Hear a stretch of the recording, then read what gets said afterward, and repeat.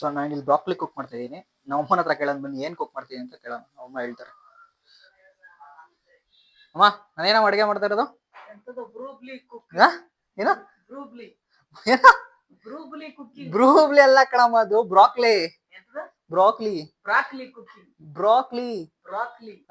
ದೊಡಮ್ಮ ಏನ್ ಅಡುಗೆ ಮಾಡ್ತಾ ಇರೋದು ಹೇಳಿ ಇವತ್ತು ನಾನು. ನಮ್ ದೊಡಮ್ಮ ಫೋನಲ್ಲಿ ಇದ್ದೀರಾ? ಏನ್ ದೊಡಮ್ಮ? ನಮ್ ದೊಡಮ್ಮ ಕರೆಕ್ಟ್ ಆಗಿ ಹೇಳ್ತಾರೆ. ನಮ್ಮ ಅಮ್ಮಗೆ ಏನೋ ಬ್ರೂಕ್ಲಿ ಇದ್ದು ಬ್ರೂಕ್ಲಿ. ಅಯ್ಯೇ ಬ್ರೂಕ್ಲಿ ಅಲ್ಲ, ಬ್ರಾಕ್ಲಿ. ಸೊ ಇದನ್ನ 3 to 4 minutes ನಾನು ಚೆನ್ನಾಗಿ ರೋಸ್ಟ್ ಮಾಡಿದೀನಿ. ಇವಾಗೆಲ್ಲ ರೋಸ್ಟ್ ಆಗಿದೆ. ಇದನ್ನ ಪ್ಲೇಟಿಗೆ ಸರ್ವ್ ಮಾಡ್ಕೊಳ್ಳೋಣ.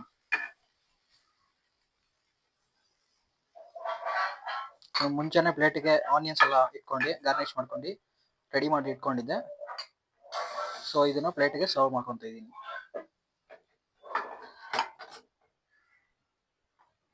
ಸೊ ನಮ್ಮ ಬ್ರಾಕ್ಲಿ ತಂದೂರಿ ಇವಾಗ ರೆಡಿ ಆಗಿದೆ.